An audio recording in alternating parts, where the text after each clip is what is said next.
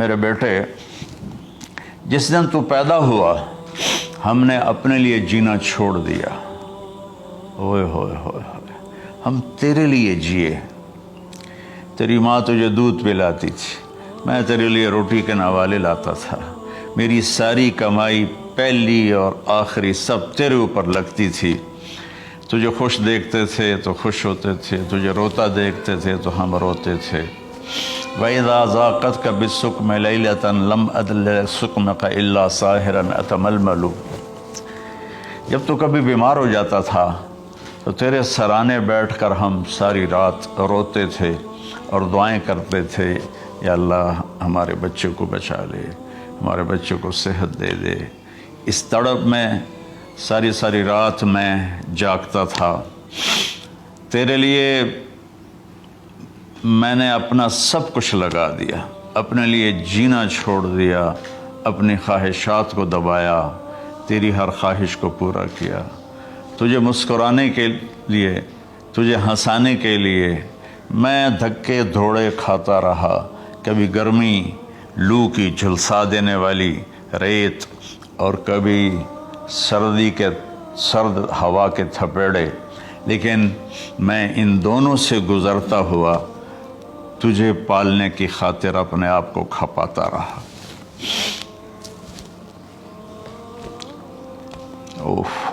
فلما بلغت السن والغایۃ التی الیہ مدی ما فیک کنت اؤمل. بیٹا میں نے اپنے ہڈیوں کا رس بھی تیرے اندر ڈال دیا. صرف کمائی نہیں, میں نے اپنے ہڈیوں کا رس تیرے اندر ڈالا. میں نے جو کچھ تھا تیرے اوپر قربان کیا. تجھے مسکراتا دیکھ کر میں اپنے غم بھولتا تھا, تجھے ہنستا دیکھ کر مجھے دکھ بھول جاتے تھے. اور پھر آہستہ آہستہ آہستہ میری ہڈیوں کا گودا, میری کمائی تیرے اندر گئی اور تو ایک خوبصورت درخت کی طرح بڑھتا چلا گیا, بڑھتا چلا گیا, بڑھتا چلا گیا, بڑھتا چلا گیا. اور میری بڑھاپے نے کمر جھکا دی اور میں جھکتا چلا گیا, جھکتا چلا گیا. میرا خیال تھا کہ جیسے میں اس کی انگلی پکڑ کے چلتا تھا, اب میری باری ہے, یہ میری انگلی پکڑ کے چلے گا.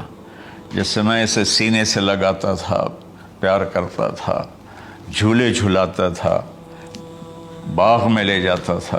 یہ ساری اس کی تعبیرات کے اندر داخل ہیں, الفاظ میں نہیں ہیں. تو مجھے خیال آتا تھا جب میں بوڑھا ہو جاؤں گا نا تو میرا بیٹا بھی مجھے ایسے ہی لے کے پھرے گا, میرا بیٹا بھی میری سنے گا. یہ 100 دفعہ پوچھتا تھا یہ کیا ہے, اور میں ہر دفعہ جواب دیتا تھا یہ ہے. تو اب میں بوڑھاپے میں اس سے بات کروں گا, یہ میری بات سنے گا. میں اس کو نوالے کھلاتا تھا, یہ مجھے روٹی کھلائے گا. میں اس کا انگلی پکڑ کے چلتا تھا, یہ میرا ہاتھ پکڑ کے چلے گا. میری کمر بڑھاپے نے جھکا دی اور میں ایک خشک پیڑ کی طرح ہو گیا, اور جوانی نے تیری کمر کو سیدھا کیا اور تو ایک تر و تازہ درخت بن گیا.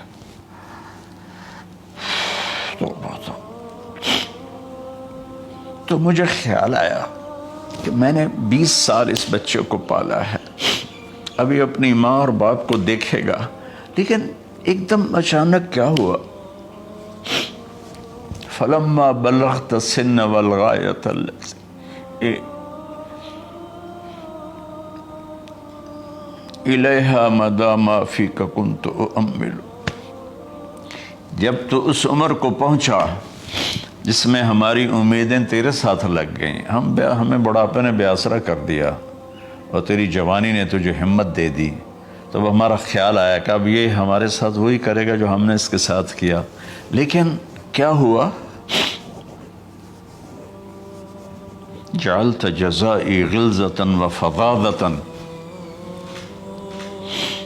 کأنک انت المنعم المتفضل. تو اتنا بدتمیز ہوا, تیری زبان چھری بن گئی, تیرا رویہ زہر بن گیا, اور میری ساری زندگی کی محنت کا بدلہ تو نے مجھے نافرمانی سے دیا، بد اخلاقی سے دیا، بدتمیزی سے دیا، میں حیرت بھری نظروں سے تجھے دیکھتا رہا اور میں اپنی پچھلی 20 سالہ زندگی کو جھٹلاتا رہا کہ میرا خیال میں اس کا نوکر ہوں اور یہ میرا مالک، میں اس کا باپ نہیں، میں اس کا نوکر ہوں، کیونکہ ماں باپ کے ساتھ ایسا کوئی نہیں کرتا ہے، یہ میرا مالک ہے اور میں اس کا نوکر ہوں، اس لیے مجھے ڈانٹ رہا ہے۔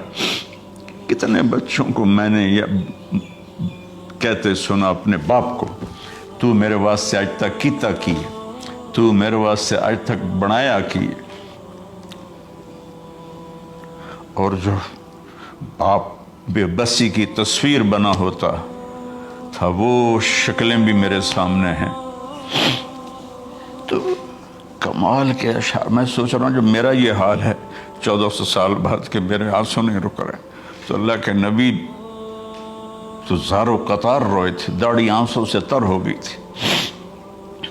کہا بیٹا جب تو نے میری ساری زندگی کی محنتوں کا بدلہ بدتمیزی سے دیا، گالی گلوچ سے دیا، دھکے دے کر باپ کو گھر سے نکال دیتے ہیں، تو بیٹا میں یہ سمجھا کہ تو نے ایک خواب دیکھا تھا، تو نے ایک خواب دیکھا تھا کہ تو باپ ہے اور یہ بیٹا ہے۔ اصل حقیقت یہ ہے کہ یہ مالک ہے اور میں نوکر ہوں۔ پھر آگے کہتا فَلَيْتَكَ إِن لَمْ تَرَ حَقَّ أُبُوَّتِي فَعَلْتَ كَمَا الْجَارُ الْمُجَاوِرُ يَفْعَلُ۔ اچھا چلو بیٹا تو نے مجھے باپ تو نہ سمجھا، چلو ایک پڑوسی سمجھ لو۔ عرب میں پڑوسی کا بہت خیال کیا جاتا تھا، اور یہ عرب کی شان تھی کہ اپنے پڑوسی کو وہ عزت دیتے تھے جو اپنے گھر میں ایک دوسرے کو عزت دیتے تھے۔ تو اس نے پھر اس کی طرف اشارہ کیا کہ اگر میں تیرا باپ نہیں ہوں، تیرے رویوں کو دیکھ کر تو یہی لگتا ہے کہ میں تیرا نوکر ہوں، تو میرا مالک ہے، تو چلو اتنا تو کر دے جتنا ایک پڑوسی کے ساتھ کرتا ہے۔ فَأَوْلَيْتَنِي حَقَّ الْجِوَارِ وَلَمْ تَكُنْ عَلَيَّ بِمَالٍ دُونَ مَالِكَ تَبْخَلُ۔ تو پڑوسی پر تو عرب خرچ کرتے ہیں، تو بھی تھوڑا سا میرے اوپر خرچ کر دیتا اور تو بخیل نہ بنتا، اور میرے خوابوں کو چکنا چور کر دیا، میری امیدوں پر پانی پھیر دیا، میرے بڑھاپے کو ذلت اور رسوائی میں بدل دیا۔ اچھا میرا پتر جا خوش رہو۔ ماں باپ کہاں بد دعائیں کرتے ہیں؟ تو میرے نبی کی آنکھوں سے آنسو، یہ ساری داڑھی تر ہو گئی، تو آپ نے اس کے بچے کو گریبان سے پکڑا اور جھٹکا دے کر دھکا دے کر دفع ہو جا، انت و مالک لابیک، تو اور تیرا سب کچھ تیرے باپ کا ہے۔ حضرت علی رضی اللہ تعالیٰ عنہ سے کسی نے پوچھا کہ آپ کے بیٹے حسن کیسے بیٹے ہیں؟ کہا حسن میرا وہ بیٹا ہے کہ جب میں چلتا ہوں تو میرے آگے نہیں چلتا، میرے پیچھے چلتا ہے۔ جب کہیں بیٹھنے کا موقع آتا ہے تو یہ پہلے نہیں بیٹھتا، پہلے مجھے بٹھاتا ہے پھر خود بیٹھتا ہے۔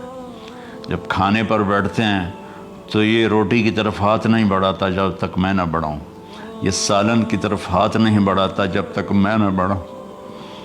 میں کمرے میں ہوں تو یہ چھت پہ نہیں چڑھتا کہ میرے باپ کی بے ادبی ہو جائے گی۔ میں حالانکہ چھت پہ چڑھنا ضرورت کے لیے ہوتا ہے، لیکن قربان جائیں اہل بیت کے ایسے ہی اخلاق ہوتے ہیں، آل رسول ایسے ہی ہوتے ہیں۔ میرے عزیزوں نوجوانوں سے کہہ رہا ہوں جن کے والدین زندہ ہیں، ہم تو محروم ہو گئے، وہ قبروں میں چلے گئے، لیکن میں اتنا مصروف رہتا ہوں۔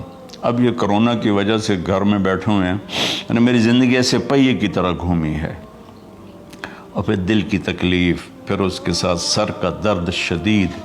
اس کے باوجود میں روزانہ 10 نفل اپنے باپ کے لیے پڑھتا ہوں، 10 نفل اپنی ماں کے لیے پڑھتا ہوں، اور 4 نفل اپنی خالہ کے لیے پڑھتا ہوں، کہ ساری زندگی سجدوں میں سر رکھ کے اس کا ثواب ماں باپ کو پہنچاؤں، تو ماں باپ کا حق ادا نہیں ہو سکتا۔